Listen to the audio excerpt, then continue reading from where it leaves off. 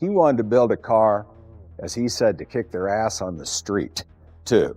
So this is Carroll Shelby's answer to Ferrari. There were rumors it was painted Ferrari red, that was his sort of to Ferrari. There are garages, and then there are vaults. For most collectors, a garage is where you keep the cars you love. For Carroll Shelby, it was something closer to a diary. Every car he kept close to him, not sold, not raced, not handed off to a museum, was a sentence in a story he never quite finished telling. And when his family and a small team of historians finally walked into the building where he stored the machines he never let the public see, they weren't expecting a headline. They were expecting nostalgia, dust, maybe a Cobra prototype or two. What they found instead was a car that didn't match a single part number, chassis log, or press photo in 80 years of Shelby American history. No badge, no paperwork, just a shape that looked like it had been built by someone chasing an idea so far ahead of its time that even Shelby himself may not have known what to do with it. This is the story of that car and the man who built an empire out of chasing speed, heartbreak, and second chances. To understand why a hidden car from Carroll Shelby's private collection would matter this much, you have to understand who Shelby was before the name became a brand stitched onto hoods and steering wheels. Carroll Hall Shelby was born in 1923 in Leesburg, Texas, and grew up in a world that had nothing to do with racetracks. He was a sickly kid. A heart murmur followed him through childhood, the kind of diagnosis that, in a different life, might have kept him away from anything resembling physical risk. Instead, it seemed to do the opposite. Shelby spent his early adulthood testing the limits of a body doctors had already quietly written a caution label for. He flew as a test pilot and flight instructor during World War II, an experience that gave him something most future race car drivers didn't have: an intimate technical understanding of speed, mechanical failure, and the razor's edge between control and disaster. After the war, he drifted through jobs: oil field worker, chicken farmer, before a friend handed him the keys to an MG, and something in him clicked permanently into place. By the early 1950s, Shelby wasn't just driving race cars. He was winning in them, and winning in a way that got noticed. He raced everything he could get his hands on: sports cars, sedans, whatever local tracks in Texas and Oklahoma would let him enter. And he did it with a signature that quickly became part of his identity: bib overalls, worn instead of a conventional racing suit, a nod to his farming background that also happened to make him instantly recognizable on any grid he lined up on. What set Shelby apart wasn't raw bravado. Plenty of drivers in that era were willing to take risks. What Shelby had was something closer to mechanical empathy, an instinct for pushing a car exactly as hard as it could go without pushing it past that point, and for sensing, through the seat of his pants, exactly where that point was on any given machine, in any given condition. Fellow drivers and mechanics who worked with him during this period often described him less as a daredevil and more as a technician who happened to also be fearless, someone who treated a race car less like a weapon and more like a conversation partner he was constantly listening to. By 1956 and 1957, that reputation had grown to the point where Sports Illustrated and other national outlets began naming him Driver of the Year, and international teams started paying attention to the Texan, who kept beating factory-backed Europeans in cars that, on paper, had no business winning. In 1959, that recognition culminated in the biggest result of his driving career: victory at the 24 Hours of Le Mans, one of the most grueling endurance races in the world, sharing an Aston Martin DBR1 with co-driver Roy Salvadori. It should have been the high point of a long racing career. Instead, it was close to the end of one. His heart condition, the same one that had shadowed him since childhood, was catching up. Shelby reportedly kept nitroglycerin tablets under his tongue during races, medicating himself through chest pain just to keep driving. By 1960, doctors told him plainly if he kept racing, it would kill him. Most drivers, told that their body was done, would have quietly stepped back and let the sport move on without them. Shelby didn't have a quiet gear. He simply changed what he was building instead of what he was driving. What happened next is the part of the story most people know, even if they don't know the details. Shelby took an idea that, on paper, sounded almost too simple to work. Take a lightweight British sports car body, the AC Ace, and drop a small block American V8 into it. Lightweight European handling, brute American power. Two philosophies of car building that had never really been forced to shake hands. The result was the Shelby Cobra, and it wasn't just fast, it was disruptive. The Cobra beat cars that cost 3 times as much. It embarrassed manufacturers with decades more racing pedigree. It took a scrappy garage operation and turned it, within a few short years, into a serious threat to Ferrari's dominance in international racing. Getting there wasn't smooth. Early Cobra prototypes suffered from the usual growing pains of any project stitching together two completely different automotive traditions. Cooling problems, from cramming a bigger engine into a chassis designed for something smaller, handling quirks that came from suddenly doubling the power going through suspension geometry, never designed to manage it. Shelby's small crew, working out of a modest facility in Venice, California, spent countless late nights sorting through those problems by trial, error, and instinct, rather than the kind of extensive engineering resources a major manufacturer would have thrown at the same challenge. That scrappiness became part of the Cobra's mythology. A car built by a team small enough to fit around a single lunch table, beating factory efforts from companies with budgets 100 times the size of Shelby Americans. That threat became personal. Shelby's rivalry with Ferrari wasn't manufactured for a marketing campaign, it was real, and it fueled one of the most audacious projects in automotive history. When Ford wanted to beat Ferrari at Le Mans after a failed attempt to buy the Italian company outright, they turned to Shelby to make the GT40 program work. The early GT40 effort, run directly out of England, had struggled with reliability and handling problems that kept the cars from finishing races, let alone winning them. Ford needed someone who could take a fundamentally sound but underdeveloped design and turn it into a car capable of surviving 24 hours of flat-out racing without falling apart, and that job went to Shelby American. Under Shelby's direction, the GT40 program was reworked from the ground up in terms of reliability, cooling, and race day preparation, drawing on exactly the kind of hard-won endurance racing knowledge Shelby had accumulated over his own driving career. The results spoke for themselves. Ford went from an also-ran to sweeping the podium at Le Mans in 1966, and then again in the years that followed, a result that still gets discussed in the same breath as any of racing's greatest underdog stories, and one that effectively ended Ferrari's stranglehold on endurance racing's biggest stage. By the late 1960s, Carroll Shelby wasn't just a driver who'd had one great win before his heart forced him out of the cockpit. He was one of the most important car builders of the century, a man who had rewritten what a small, stubborn team could accomplish against companies with unlimited budgets. And yet, according to people close to him over the decades, Shelby never stopped tinkering. Not with the cars that made him famous, with the ones nobody was supposed to see. Every serious car builder has two collections: the public one, the cars with production numbers, press releases, and buyers waiting in line, and the private one.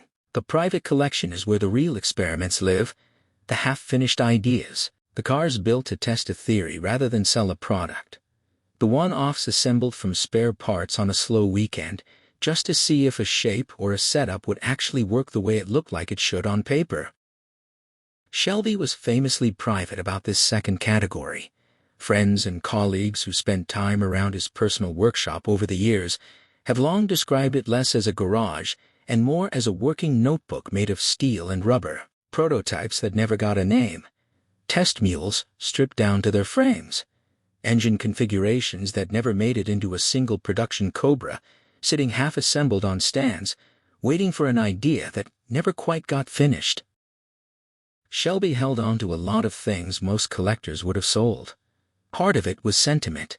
Some of these cars represented turning points in his life, and he wasn't the type to let go of anything that meant something to him. Part of it, by his own admission in later interviews, was just stubbornness, an unwillingness to let an idea die just because the market or the moment had moved on. And part of it, especially in his later years, seems to have been a quieter instinct, a builder holding on to proof that he was still capable of dreaming up something new, even after his name had already been carved into automotive history a dozen times over. By the time Shelby passed away in 2012, following decades of health struggles that included a heart transplant in 1990 and a kidney transplant from his own son in 1996, his personal effects, including a private storage facility that few outside his innermost circle had ever fully catalogued, became one of the most quietly anticipated inheritances in the collector car world, not because anyone expected a treasure map, because everyone who knew Shelby understood that if there was one place on Earth where an unrecorded piece of his story might still be sitting untouched, it was there. It took years for the right combination of family cooperation, historical documentation, and simple logistics to align before a full inventory of that private storage could happen properly, carefully, respectfully, and without the chaos of a rushed auction house grab. When it finally did, the team involved wasn't made up of flippers looking for a quick sale. It included marquee historians, longtime Shelby American employees who'd worked alongside Carroll himself, and family members who wanted the process handled the way he would have wanted it handled, methodically, and with an eye toward getting the story right. The building was not glamorous. Anyone expecting a climate-controlled showroom out of a car magazine spread would have been disappointed. It was, by most descriptions, closer to what it actually was: a working man's storage bay that happened to belong to one of the most influential figures in racing history. Rows of shelving sagged under decades of spare parts. Cardboard boxes, some water-stained, held paperwork that hadn't been touched since it was filed. Cars sat under canvas covers thick with the kind of dust that only accumulates over years of being left alone on purpose. Most of what the team found lined up with what they expected: Cobra chassis in various states of completion, a handful of GT40-era test components, personal cars Shelby had bought, not built Bailey drivers he'd kept because he liked them, not because they mattered to history. And then, in the back corner, under a cover that had clearly not been removed in a very long time, there was a shape that didn't match anything on the inventory list anyone had compiled in advance. When the cover came off, the first reaction wasn't excitement. It was confusion.